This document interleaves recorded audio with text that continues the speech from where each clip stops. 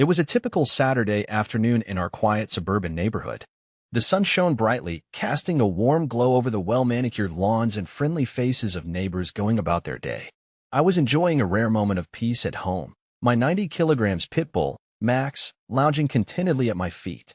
Little did I know that tranquility was about to shatter. As I sat on the couch, engrossed in a book, I heard an unusual commotion outside. At first, it sounded like a heated discussion, but then escalated into loud banging.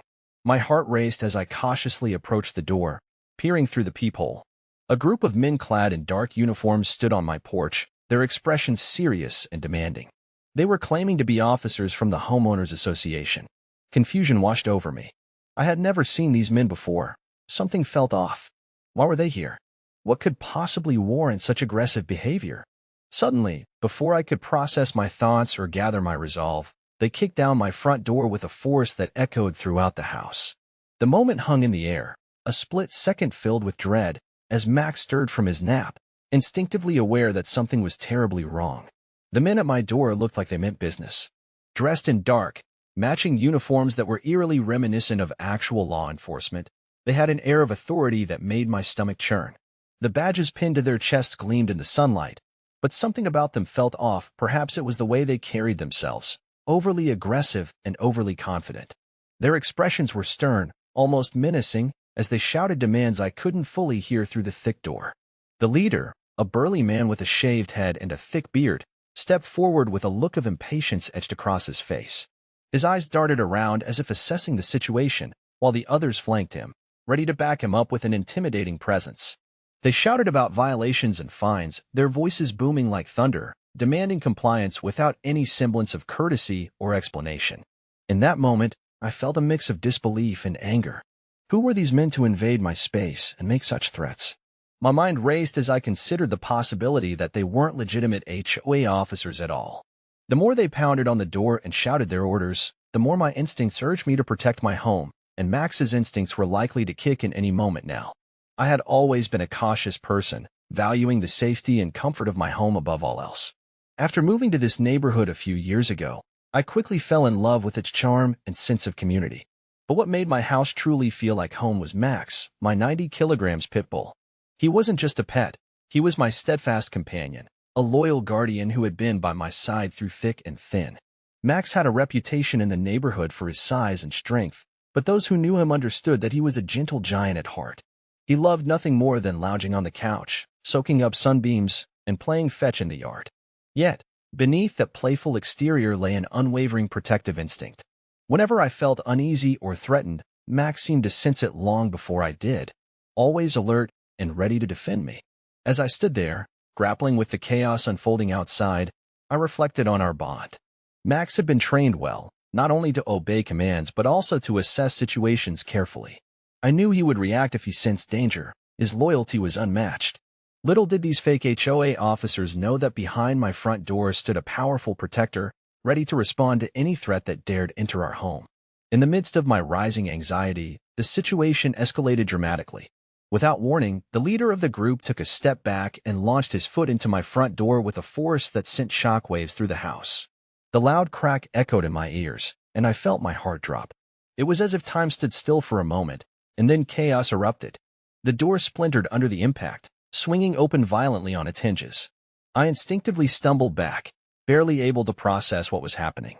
The trio of men barged in, their aggressive demeanor filling the entryway as they shouted demands that made no sense to me. My instincts screamed at me that this was not a legitimate situation. They were not here to help but to intimidate. Max, who had been resting quietly just moments before, sprang to his feet with a low growl that rumbled deep in his chest. His protective instincts kicked in immediately. He positioned himself between me and these intruders, muscles tensed and eyes locked on the men. The sight of my massive pit bull ready to defend our home shifted the atmosphere in an instant.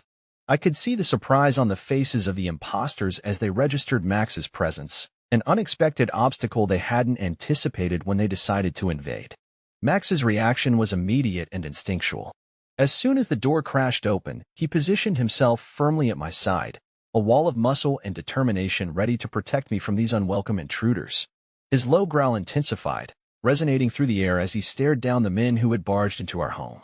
I could see the confidence that had fueled their intrusion waver as they took in the sight of my enormous pit bull, a creature built for strength and loyalty. With every inch they advanced, Max moved closer to me, his body tense and ready for action. His eyes were fixed on the strangers, fiercely alert and unyielding. The men exchanged nervous glances, their bravado fading in the face of my dog's unwavering presence. They clearly hadn't expected to encounter such a formidable guardian behind the door they so recklessly kicked down. As I stood frozen between fear and admiration, I felt an overwhelming sense of reassurance wash over me. Max was more than just a pet. He was a protector who understood the gravity of the situation. He let out a deep bark that echoed through the room, a warning that sent a clear message. This was our home, and he would defend it at all costs. In that moment, I knew we were in this together, my faithful companion ready to back me up against whatever threat lay ahead. The tension in the room was palpable as Max stood his ground, a towering figure of loyalty and strength. The fake HOA officers hesitated, their bravado faltering under the weight of his fierce presence. The leader, who moments ago had been shouting orders, now took a cautious step back, his bravado replaced by uncertainty. "Whoa, easy there, big fella," he stammered, attempting to maintain some semblance of authority despite the fear creeping into his voice. Max's growl grew deeper, resonating like thunder as he narrowed his eyes at the intruders. He understood that they posed a threat to me and our home, and he was prepared to protect what was rightfully ours. The other two men shifted uneasily, exchanging nervous glances as they realized they were outmatched by my loyal companion. "Just back off," I shouted, trying to assert control over the situation while keeping an eye on Max. "You have no right to be here." My words hung in the air as I stepped closer to Max, reassuring him with a gentle touch on his side. The men hesitated further, caught between their intentions and the reality of confronting a 90 kilograms pit bull ready to defend its territory. In that moment of confrontation, it became clear they had underestimated not only my dog but also my determination to protect my home. With Max at my side, we were a united front against their unwarranted aggression. As the standoff continued, I felt a surge of adrenaline coursing through my veins. The tension was thick, and I realized it was time for me to step in and take control of the situation. "Listen," I shouted, my voice firm yet steady, trying to cut through the chaos. "You need to leave now. You're not welcome here." I took a step forward, positioning myself between Max and the intruders, trying to convey both authority and calm. "You can't just kick down someone's door without reason," I added, my heart racing as I felt Max's powerful presence beside me.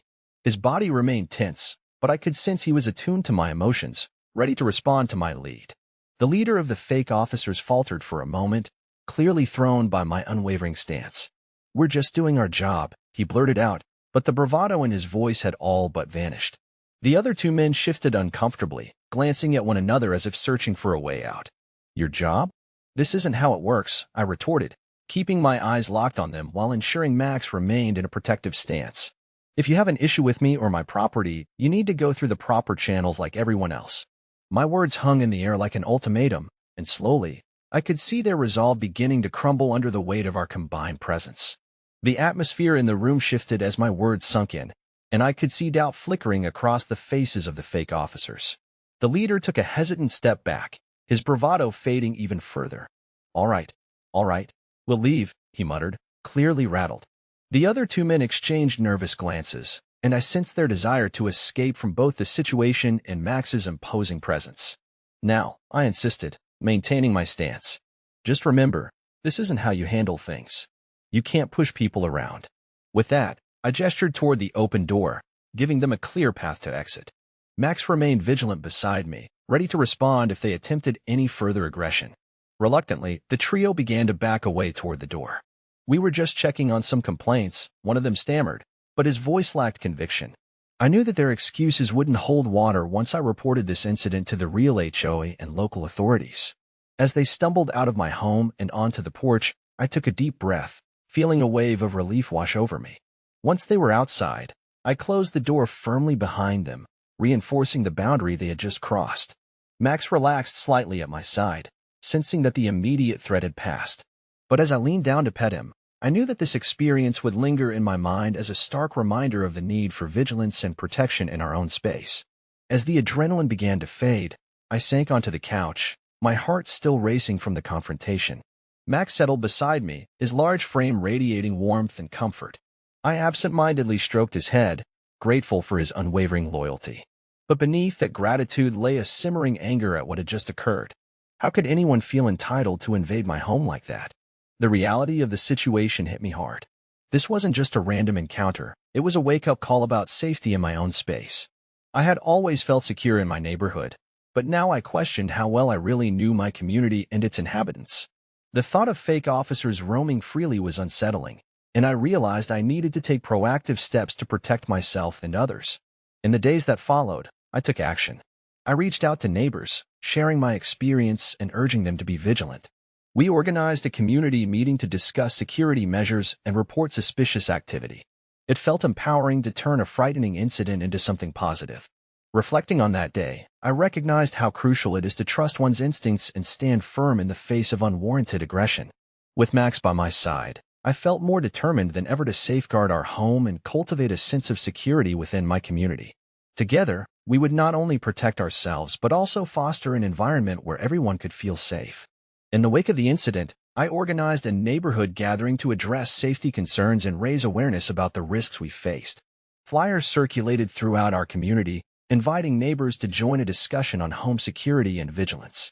The response was overwhelming. Many residents showed up, eager to share their own experiences and concerns. As we gathered in my backyard, I felt a sense of camaraderie among my neighbors.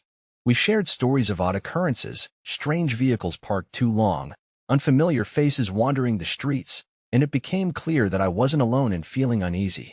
Together, we brainstormed ways to enhance our neighborhood watch and keep one another informed about any suspicious activity. We established a group chat to communicate quickly and efficiently, ensuring that everyone could report concerns instantly. We even discussed the possibility of inviting local law enforcement representatives to our next meeting for additional guidance on handling similar situations. The atmosphere was charged with determination. We were all committed to creating a safer environment for ourselves and our families. Max became somewhat of a local hero, his protective nature admired by many. Neighbors often petted him during our gatherings, appreciating the reassurance he provided. My experience had transformed into a catalyst for community action, reminding us all that vigilance and unity go hand in hand when it comes to safeguarding our homes. Together, we would ensure that no one else would face an unwarranted intrusion like I had. As I reflected on the tumultuous events that unfolded that day, I realized how crucial it is to prioritize safety and protection in our lives. The experience served as a stark reminder that we must always be vigilant, not just for ourselves but also for our neighbors and community.